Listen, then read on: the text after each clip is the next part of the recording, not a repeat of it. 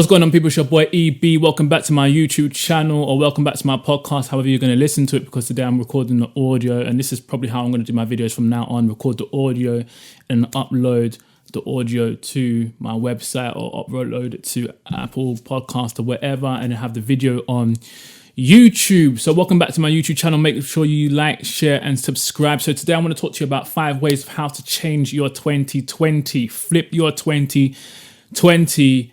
Let's go.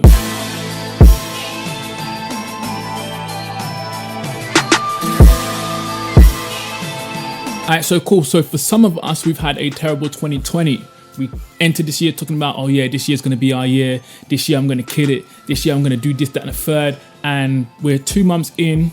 2 months have gone. This is the 1st of March. It's the 1st of March that I'm recording it. And so some of us are looking back at our year so far and thinking, yo, this year has not gone according to plan at all. Like, some of you having a terrible year, some of you having a trashy year, and that is cool because you can change that. You can change that once you've understood that, alright, cool, things aren't going how I want them to be, and you understand a couple of principles, you put certain actions in place, this, that, and the third, you can literally flip your year. You still have, what, 10 months of the year left, so it really isn't over. So I'm going to give you 5 things today. That's 10. I'm going to give you 5 things today, 5 things that you can do that can change your 2020, that can flip your 2020. Because for me, man, 2020 so far has been terrible, but I know that I have the power, I have the wisdom, God's given me the authority to change that around. And so if I just use my brain, if I consult God, if I ask God to see what's good, He will give me the keys to that. So let's go. All right, so point number 1 is first, ask God, consult God, ask God what is going on.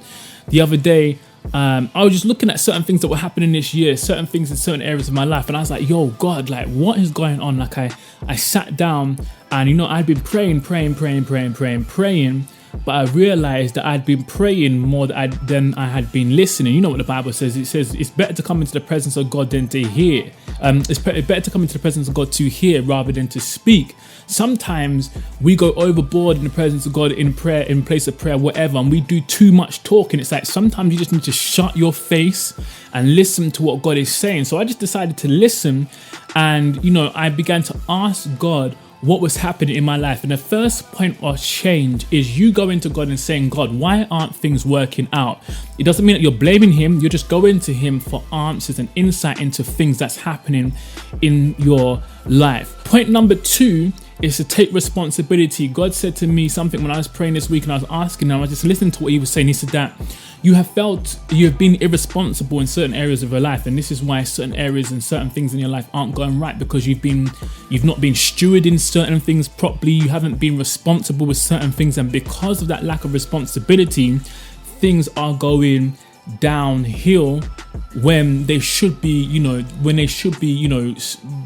you should be moving crazy right now. So the first thing you want to be able to do is take responsibility over your life. The areas that you're failing in, the things that aren't going right, the things that are going wrong, learn how to take responsibility, take ownership. Say, yo, that is my fault. Yo, I didn't do this properly. Yo, I didn't do this right. Yo, I did jump ahead of God. Yo, I did that. Learn how to take responsibility. One of the first things that we see when men fell in the Garden of Eden, when Adam and Eve fell in the garden, is Adam failed to take responsibility. That's one of the first signs of a fallen mindset or a carnal mindset. You can't take responsibility. God came to Adam and said, yo, Adam, what have you done? He said, it's the wife. It was the woman that you gave me. She was the one that did it. He couldn't take responsibility. So many people in life can't take responsibility, can't take responsibility, or fail to take responsibility or ownership of the mistakes that they make, or their shortcomings, and all that kind of stuff like that. If we're so quick to own up when we do something successful, when we do something great, when we succeed in an area, when we do something amazing,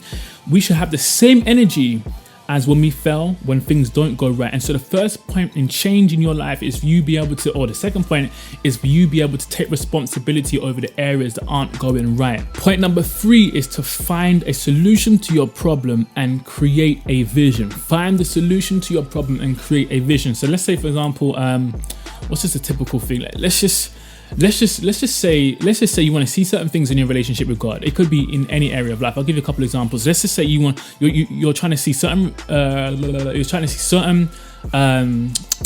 certain things you want to see in your relationship with God that aren't happening. But when you look at the problem, when you look at the problem, when you look at what you've been doing, you can say, all right, cool, I haven't been praying like I should, and I haven't been reading, I haven't been actively doing the things that I should be doing if I want to see these results. So now you have to find a solution to that problem. So now you've identified the problem. So identify the problem. What is the problem? Why is this area of your life like this? Why is your uni work like this? Why is why are you performing like this at work? Why is your relationship with God like this? Find the problem. Once you found the problem, now create a solution to that problem and create a plan. Bring a solution to that problem, create a plan, and you can go to God and you can say, all right, God, so if this is the problem, what's the solution to that problem? How do I bring about change in this area? And once you've done that, now create a plan, create a vision with that solution. So let's say, for example, something real silly like, all right, cool. Let's say your finances aren't up to scratch, right? And you ain't got a job.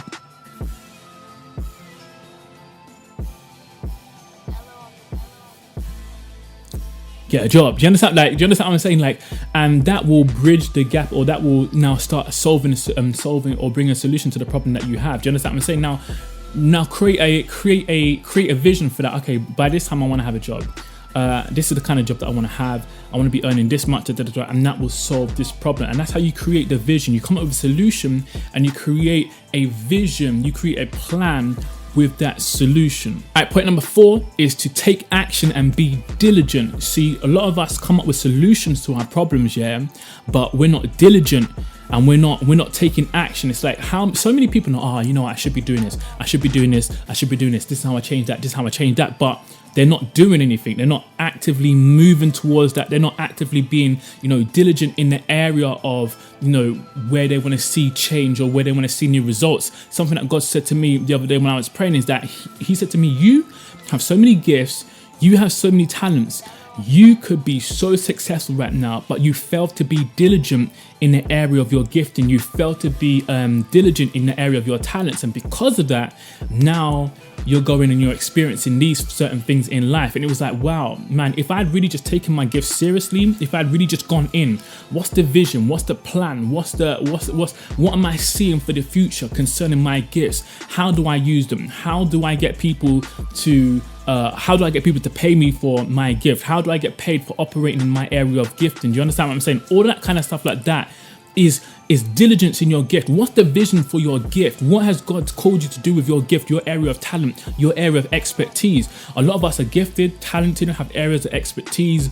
We can excel in certain areas, but because we failed to take action, because we failed to be diligent, we're living a certain life where we could be up here. We're living down here when we could be up here, simply because we're not being diligent and simply because we're not taking action with the gifts that God has given us. And the last point is to have faith and get excited about the future. Have faith and get excited about the future. I don't care if your 2020 ain't going right? Today you can change that. Today you can make a decision. Everything just starts with a decision. I love this saying. It says that you are where you are because of decisions that you've made. And if it was a decision that got you there, then it's a decision that can get you out. So all you have to do is make a decision, right? This could be the turning point of your 2020. All you have to do is make a decision. And now that you made that decision, and now that you're going to make these changes, now that you're going to solve problems, you're going to bring solutions, you're going to get active, you're going to take responsibility, you're going to be diligent about what you're doing, you have every right to be excited. You have every right to have faith and be hopeful about the future, be hopeful about your 2020. Why? Because it's all about to change. Like, you're bringing yourself into alignment with God. You're bringing yourself into alignment with God's will, His plan for your life, all that kind of stuff like that. Get excited. Don't no longer think about, oh, what hasn't worked, where you're not, this, that, and the third. Now start thinking about, okay, now that I've identified all the problems and issues, now I've got all of my solutions. All I got to do is now take action, and this whole thing will look different. Listen, if you follow every one of these principles, every one of these steps, in 8 weeks, your life could be different. In 4 weeks, your life could be different. In 7 days, your life could be like 3 months' time, you could be in a complete different place. If you listen to every one of these steps, go hard at it. Don't be soft with it. Don't be loose with it. Don't be average with it. Don't be normal with it. Get to flipping work. Do you understand what I'm saying? Start putting the work in. Just because you're a Christian doesn't mean that you can sit around and pray all day and things are going to happen just automatically. Nah. it happened it happens sometimes in the Bible, but a lot of times people had to put in the work in. They had to partner with God and they had to get diligent. They had to partner with God and they had to put the work in. And that's what I want every one of us to do.